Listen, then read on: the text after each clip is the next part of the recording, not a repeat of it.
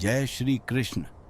प्यारे बच्चों, कुरुक्षेत्र का युद्ध अब अपने सबसे अंधकारमय चरण में प्रवेश कर चुका था। दो महान सेनापति गिर चुके थे। भीष्म पितामह बाणों की शैया पर लेटे थे और समस्त आर्यों के महान गुरु द्रोणाचार्य अपने दुखद अंत को प्राप्त हो चुके थे। अब रणभूमि रणनीति से नहीं बल्कि नियति से कांप रही थी। कौरव सेना को एक नए सेनापति की आवश्यकता थी। सभी की दृष्टि एक ही योद्धा पर जाकर ठहर गई। कर्ण, सूर्यदेव का पुत्र, अतुलनीय दानवीर, एक ऐसा वीर जिसने जीवन भर स्वयं को सिद्ध करने का संघर्ष किया। दुर्योधन आगे बढ़ा और बोला, मित्र कर्ण, अब कौरव सेना तुम्हारी है, हमें विजय तक पहुंचाओ। कर्ण ने शांत भाव से स्वीकार किया। वह जानता था यह युद्ध सब कुछ तय करेगा, लेकिन नियति आगे बढ़े उससे पहले हमें कर्ण के अतीत की एक घटना याद करनी होगी। बहुत समय पहले स्वयं इंद्र देवताओं के राजा और अर्जुन के पिता भेष बदलकर कर्ण के पास आए। इंद्र जानते थे कि कर्ण अपने दिव्य कवच और कुंडल से सुरक्षित है, वही कवच और कुंडल जो उसे लगभग अजेय बनाते थे। इंद्र ने दान मांगा। कर्ण ने सत्य पहचान लिया। वह समझ गया कि यह दान उसके जीवन की कीमत बन सकता है। फिर भी उसने क्षण भर भी संकोच नहीं किया। मुस्कुराते हुए उसने अपना कवच और कुंडल काटकर दान में दे दिए। उसकी उदारता से प्रभावित होकर इंद्र ने उसे एक वरदान दिया, एक दिव्य अस्त्र, शक्ति अस्त्र, जो कभी लक्ष्य चूकता नहीं था पर केवल एक बार ही प्रयोग किया जा सकता था। कर्ण ने उस अस्त्र को केवल एक उद्देश्य के लिए सुरक्षित रखा, अर्जुन वध। फिर रणभूमि की ओर लौटते हैं। जैसे ही कर्ण सेनापति बना, धरती एक भयंकर गर्जना से कांप उठी। घटोत्कच आ चुका था, भीम का पुत्र, राक्षसी हिडिंबा की संतान, रात्रि, माया और अद्भुत बल का स्वामी। अंधकार की आड़ में घटोत्कच ने आक्रमण किया। जहां उसकी गदा गिरती, सैनिक गायब हो जाते। जहां उसकी माया उठती, सेनाएं बिखर जाती। हाथी आकाश में उड़ते दिखाई दिए। रथ चूर चूर हो गए। कौरव सेना में भय फैल गया। हजारों सैनिक मारे गए। प्रातः तक दुर्योधन भय से कांप रहा था। उसकी गर्जना पूरे रणभूमि में गूंज उठी। जब रात शांत हुई, घटोत्कच विजयी होकर पांडव शिविर में लौटा। उसके शरीर पर युद्ध की अग्नि चमक रही थी। भीम आगे बढ़े। उनकी आंखों में गर्व था। उन्होंने अपने पुत्र को सीने से लगा लिया। वीर पुत्र, भीम की आवाज भावुक थी। घटोत्कच ने युधिष्ठिर को प्रणाम किया, अर्जुन को नमस्कार किया और फिर श्री कृष्ण के सामने हाथ जोड़कर खड़ा हो गया। कृष्ण ने उसे गहराई से देखा, मानो वे पहले से जानते हों कि भाग्य क्या लिख चुका है।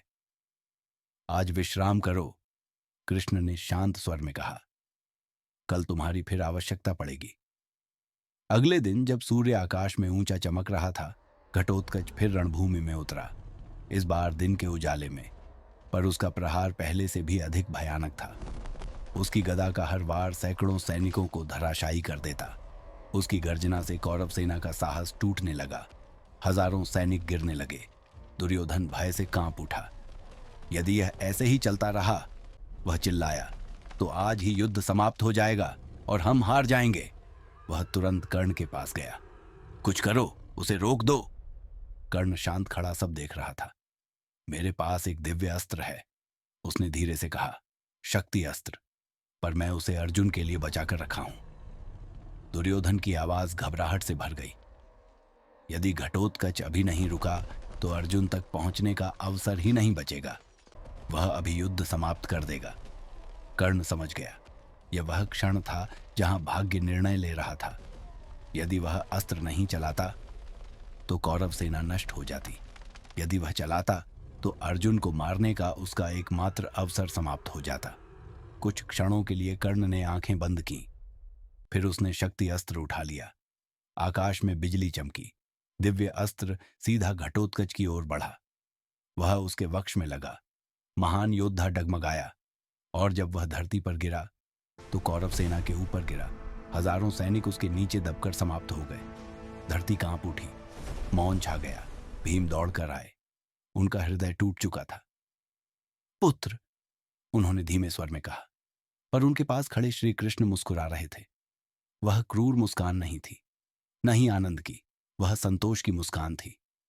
भीम ने आश्चर्य से पूछा, ऐसे समय में आप मुस्कुरा कैसे सकते हैं? कृष्ण ने शांत स्वर में कहा, कर्ण ने जो अस्त्र आज चलाया वह अर्जुन के लिए रखा गया था। वह केवल एक बार ही चल सकता था। अब वह समाप्त हो चुका है। भीम समझ गए। घटोत्कच ने केवल वीरता से युद्ध नहीं लड़ा, उसने अपने प्राण देकर अर्जुन का जीवन बचा लिया। अगले दिन दो महान धनुर्धर आमने सामने खड़े थे, अर्जुन और कर्ण।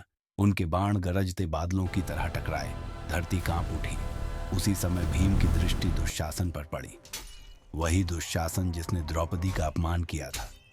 भीम ने अपनी प्रतिज्ञा स्मरण की। भीषण गदा युद्ध आरंभ हुआ। अंततः दुशासन गिर पड़ा। भीम ने अपनी प्रतिज्ञा पूरी की।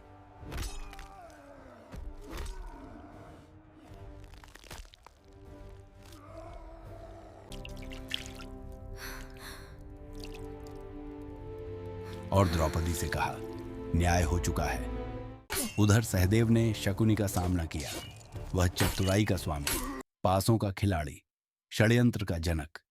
एक ही प्रहार में शकुनी गिर पड़ा।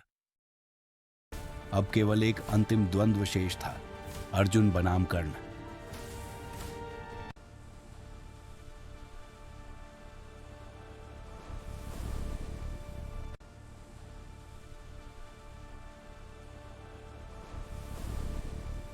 युद्ध के बीच कर्ण के रथ का पहिया भूमि में धंस गया। उसने समय मांगा। कृष्ण ने शांत स्वर में कहा, जब धर्म का उल्लंघन हो चुका हो तब दया का स्थान नहीं रहता। अर्जुन क्षण भर रुका, फिर उसने अपना कर्तव्य स्मरण किया। बाण छूटा, कर्ण गिर पड़ा। एक महान वीर, राजसी जन्म, तिरस्कार भरा जीवन और अंत तक निभाई हुई निष्ठा। रणभूमि मौन हो गई। प्यारे बच्चों, आज की कथा हमें सिखाती है, महान उदारता भी गलत पक्ष का समर्थन नहीं छिपा सकती। धर्म के बिना शक्ति विनाश बन जाती है। बलिदान के माध्यम से भी धर्म की रक्षा होती है। और सच्चे वीर केवल बल से नहीं, सत्य से याद किए जाते हैं। युद्ध अभी समाप्त नहीं हुआ था, एक अंतिम संग्राम शेष था। भीम, दुर्योधन और धर्म का अंतिम निर्णय।